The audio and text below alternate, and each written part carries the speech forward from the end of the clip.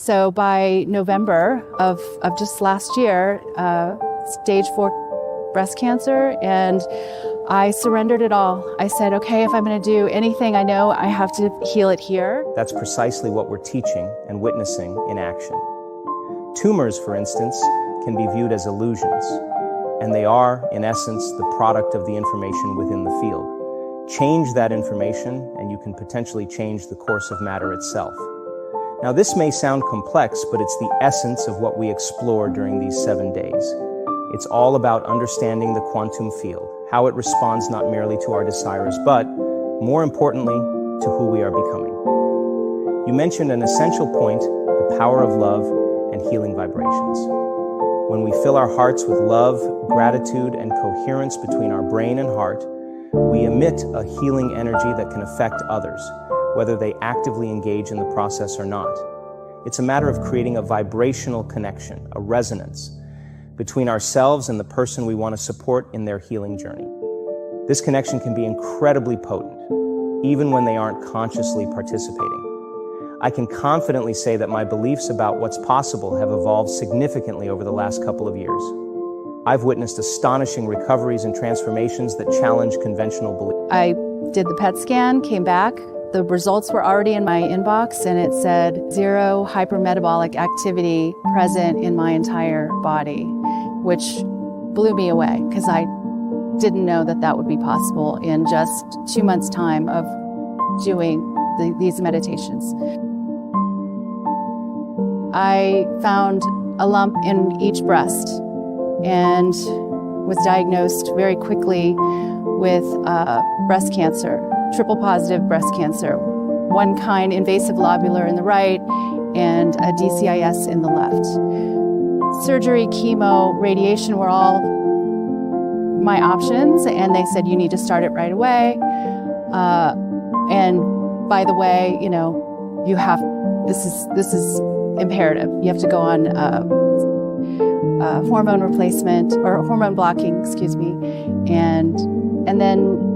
But we need more scans. And I've never been a person who's ever done a lot. I mean, I've never done more than an X-ray. I've always, in fact, when I got diagnosed, all my friends and family were like, you're the last person I would think that would get this, because I've always been very health conscious, and to the point where it's ridiculous now that I look back and think of how much I was doing to try to prevent disease. I had to do all these different scans, a CT scan, a biopsy, a liver biopsy, because after the CT scan, they found it in my liver. And then it was a whole different story. Now it's stage 4, and you have to start chemo now. I'm also, going and seeing an integrative doctor, and they're saying, yeah, this is serious. You need to start doing something now. Both camps were very, different in terms of their approach, but I had to just drop in and say, okay, what is it that I feel is best for me?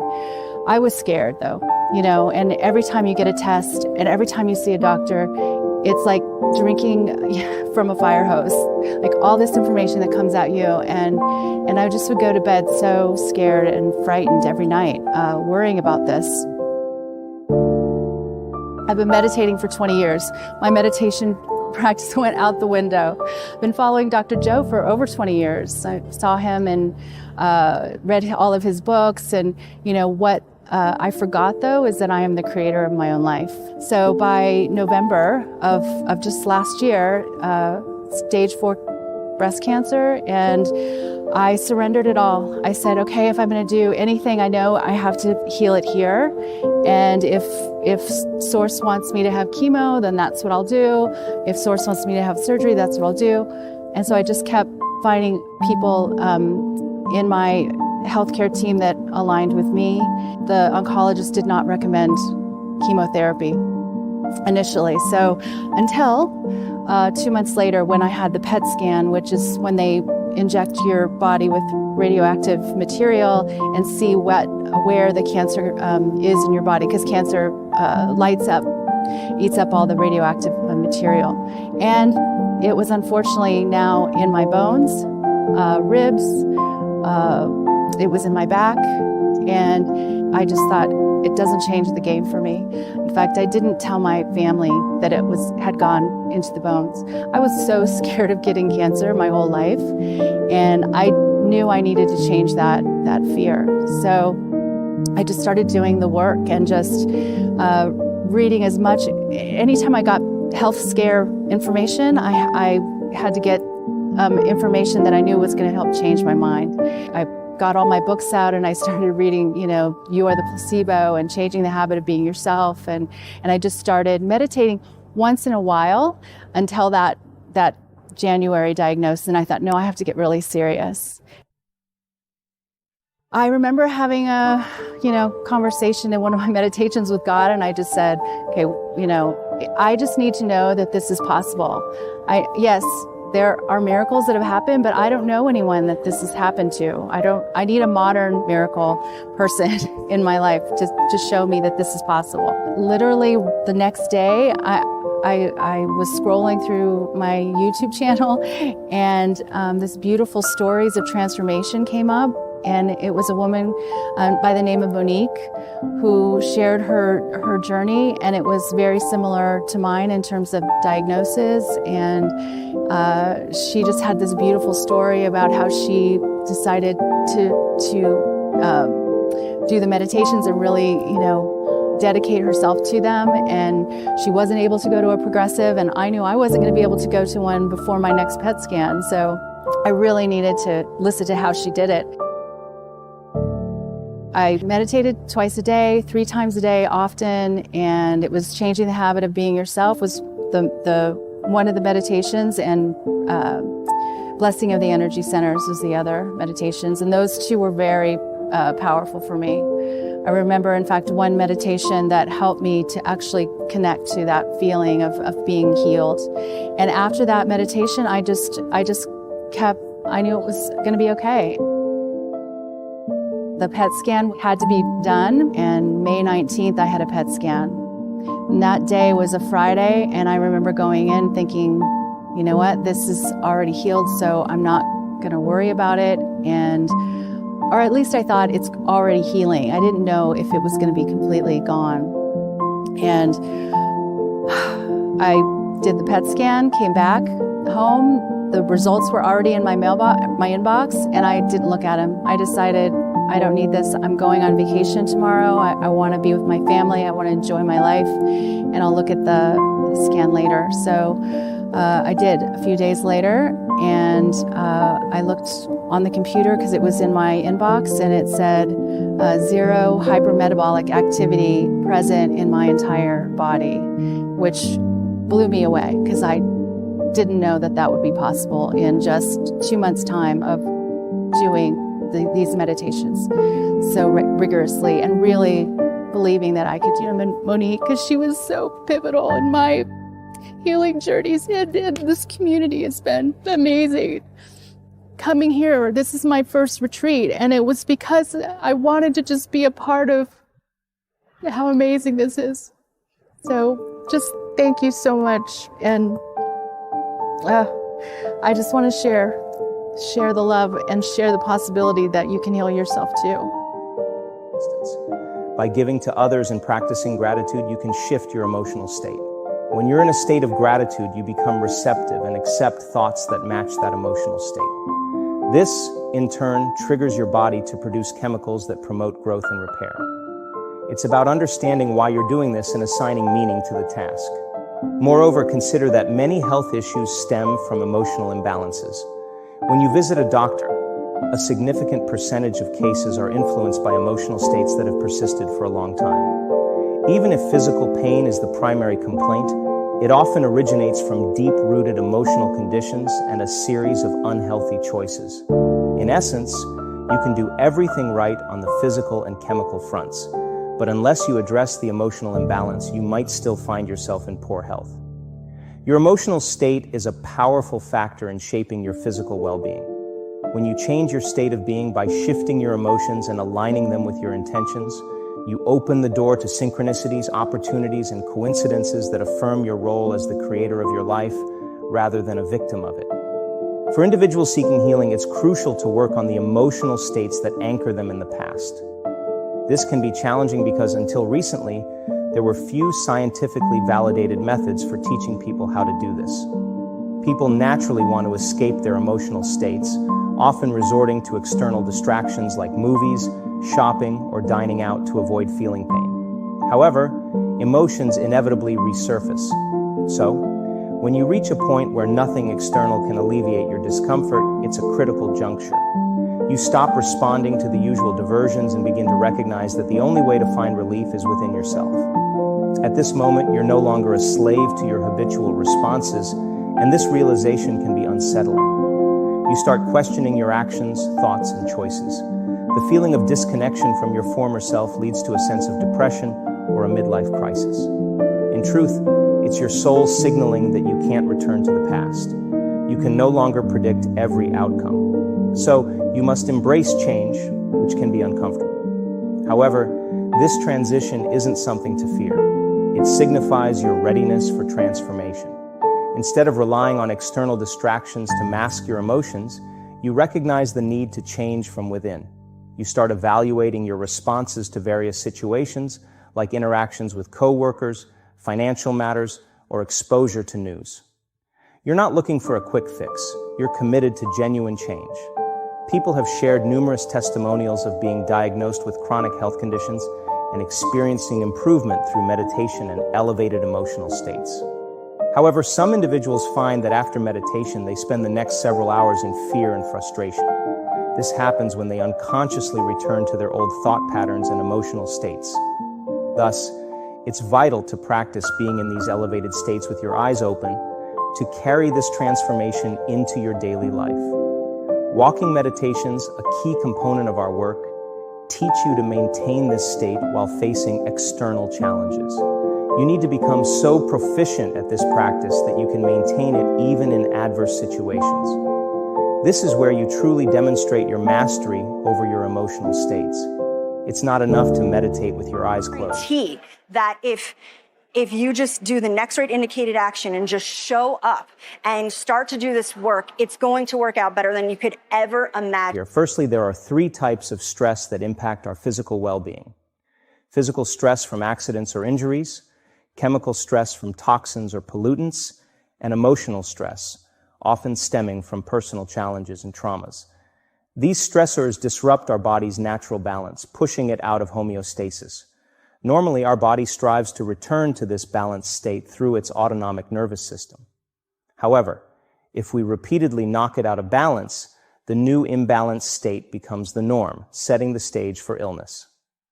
When it comes to physical trauma, our body can heal with rest.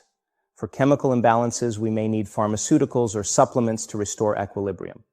However, emotional stress, which affects a significant percentage of people seeking healthcare, is a complex matter.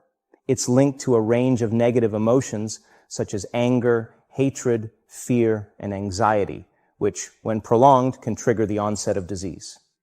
The fascinating aspect is that our body can't differentiate between real-life experiences causing these emotions and those created solely by our thoughts.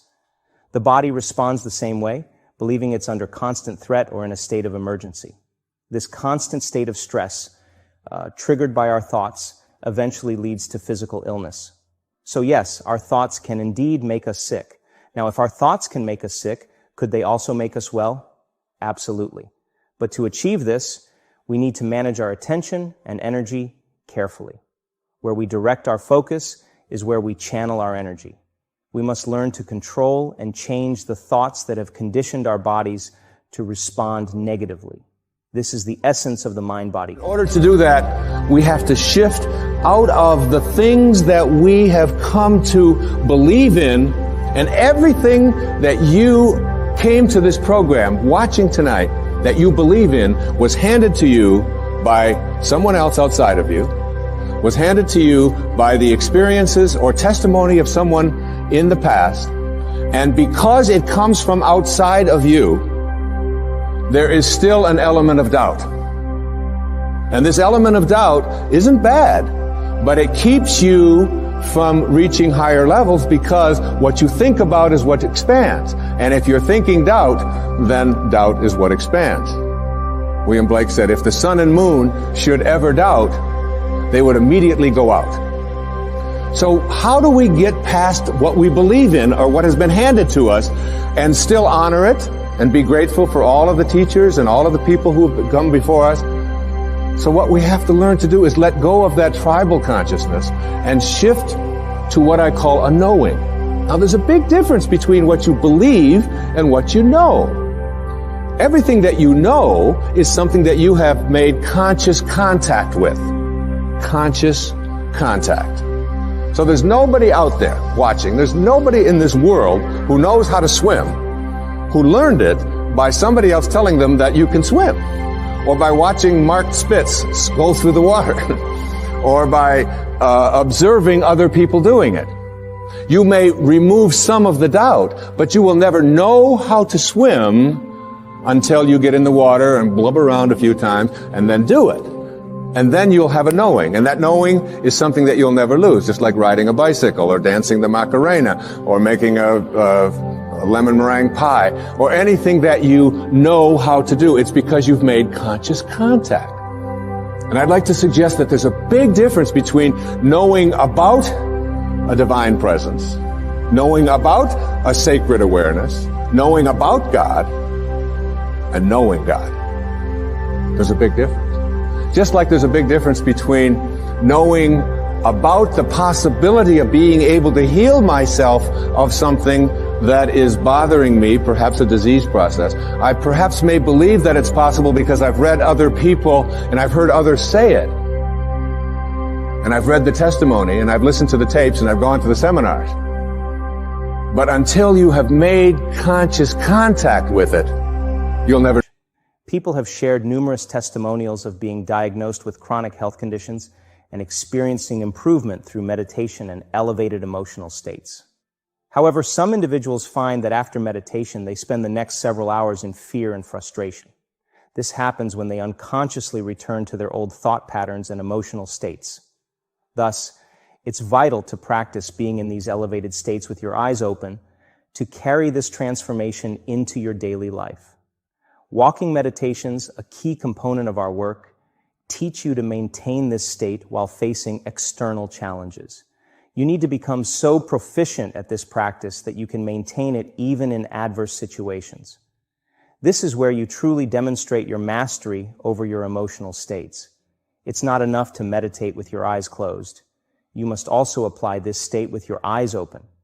So the process involves examining your reactions to various stimuli like your ex-partner, financial challenges, or distressing news. You recognize that there must be another way to respond, one that doesn't weaken you. You rehearse these new behaviors, effectively rewiring your brain to adopt them as your default responses. Through repetition, your brain will perceive these actions as natural, and they will become automatic. By consistently practicing these changes in emotional states and responses, you're rewriting your internal script. You're creating a new version of yourself, one that aligns with your desired future. This process involves molding your beliefs and behaviors so they reflect the person you aim to become. Thoughts that consistently wire together become your new reality, as your brain no longer distinguishes them from actual experiences. Ultimately, feeling the emotions associated with your desired future before it materializes is the key to believing in that future. I had a really turbulent childhood with a lot of childhood trauma, and I always hated myself. I always was a victim to my environment. And I used drugs and alcohol, and I was suicidal. First time I tried to kill myself, I was 7 years old. And I always got this messaging that I was sick because I had illnesses as a child. And what ended up happening is 10 years ago, I got sober. And that was the first time in my life where I stopped being a victim. I did the steps and I was like, oh, okay, wow, I have hope for a future. Because I actually was going to commit suicide. And, but I still had suicidal thoughts. I would be okay and then I wouldn't be okay. And then 3 years ago, in 2019, I got sick. And I was, the stressful thing happened, and it just, I was obsessed with it. I would be like, what's wrong with me? I was covered head to toe in rashes, and my mental health was not good. And I was just covered head to toe on fire. And I would go to the doctors and they would be like, oh, well, it's stress. And, I don't know what's really wrong with you. And so, it kept happening and happening. And then this one person tested something in my blood, and they were like, oh my God, you have severe mold toxicity. You have the worst mold I've ever seen. And so that put me on this thing where I surrendered and believed that I had severe mold toxicity. And then I just became really scared of my environment. And I would be obsessed with looking at, all the things of mold and what's wrong. And, oh, well, I used to have Lyme disease, and they're saying that's reactivated. And, oh, Epstein-Barr. And I would just be obsessed. But I was so scared of everything that, I would spend thousands of dollars on tests for dust samples to see if there was going to be mold somewhere. I couldn't, go anywhere. And everyone around me, I became just constantly saying the story over and over again. I'm this victim, and they don't know how to treat it. And I have to take this, but they don't know. And then, because I had breast implants, I was like, oh, how am I so poisoned with mold? Maybe it's the breast implants. So I got those out. And then my blood work was actually worse. And then this doctor was like, you are so sick that the lab called to see if I was treating you in the hospital. And he was going through my blood work and being like, how are you so sick? How are you so sick? And that was the moment where I believed that, and everything just kept getting worse. Somebody told me about Dr. Joe, and I downloaded You Are the Placebo, and I started listening to it, and I was like, oh my God, this is it. It's my thoughts. It was like that aha light bulb moment where I just knew that I created this, because even though I thought I was doing better or my life was okay, once my sickness started and I kept getting worse and worse, I knew it was my thoughts constantly creating that. And I thought that if my thoughts could make me sick, then they could also make me well. And I just would listen to the book, and then I would watch the testimonials, and I would be like, okay, this is my shot. This is what's gonna change my life. And I ended up exactly a year ago. I turned 10 years sober this past Saturday. But a year ago, I ended up coming to Cancun, and my room they gave me was all the way at the end, and I was limping, and I was like, oh my God, how am I going to walk?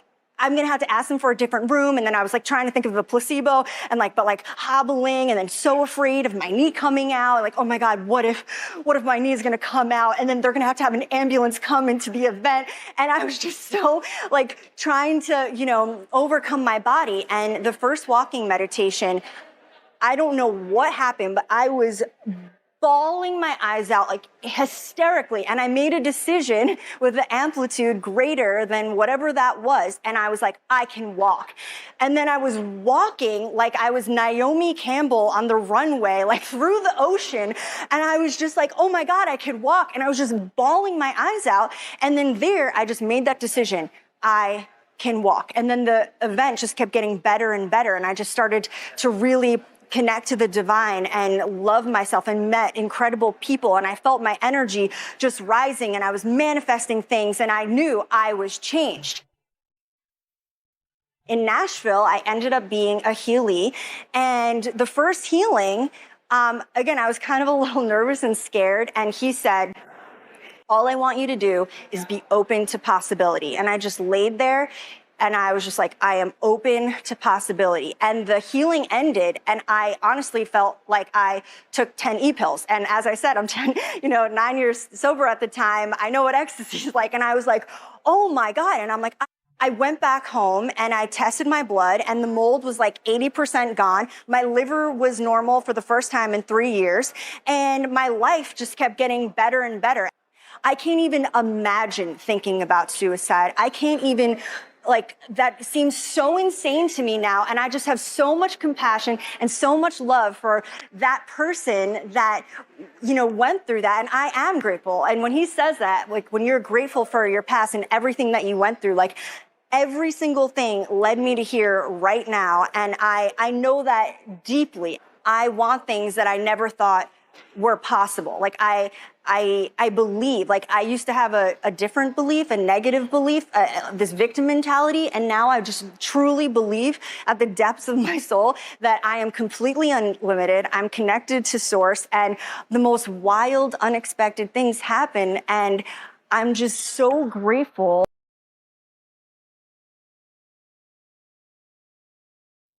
In 2018, Dr. Joe in an event told us a story about a friend that manifested money. He manifested $500,000. Right. And he explained how a background in his phone with the amount that he wanted in his bank account. So I said, that could be easy to do. I know how to use Photoshop. So I said, okay, I'm gonna try it. So when I came back from the event, I went to my computer, started doing the Photoshop.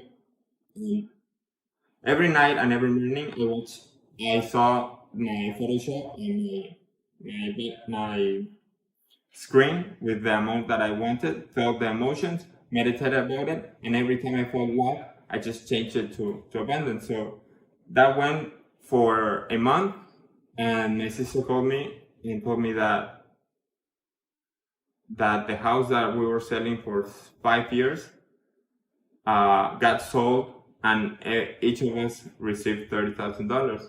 So I got very excited because that was the first time for 2 years that I had done something, because I always try to change my health, but I was like very conscious of it. So I had to do something that I wasn't paying attention a lot throughout the day. So money was one thing, that thing. But a day later or two, I said, that's not the unknown. Well, I thought that wasn't the unknown. I thought that doing the meditation and manifesting should come totally from the unknown. So I kept going. I also did my mind movie, and I put that I earned money while I was asleep, and that I have more than enough money to live. So after 2 months of doing that, a friend of a friend approached me and asked me if I wanted to invest money in his company, in stocks. So I said, yeah, let's see what happens. I wasn't attached to the money that I had. I was just seeing what would happen. And for 1 year or 1 year and a half, I started earning a lot of money with him. And I then realized that I had those things in my movies, that I earned money while I was asleep, and that I had more than enough. I could travel wherever I wanted, stay wherever I wanted, went to every event that I could of Dr. Joe's. And then, again, I said, that's not the unknown. I need something that comes from some place that I cannot explain how it came. So I did it again, every day meditating. Every time I felt like I stopped in that moment and felt the emotions of abundance. And 8 or 9 months later, I received mail from a company that I never heard before, that I had stocks in their company. So I said, that's not mine. Can you cancel that account? Because I've never heard of you. I've never been in those kinds of working. I've never heard of them at all. So I asked them to cancel my account.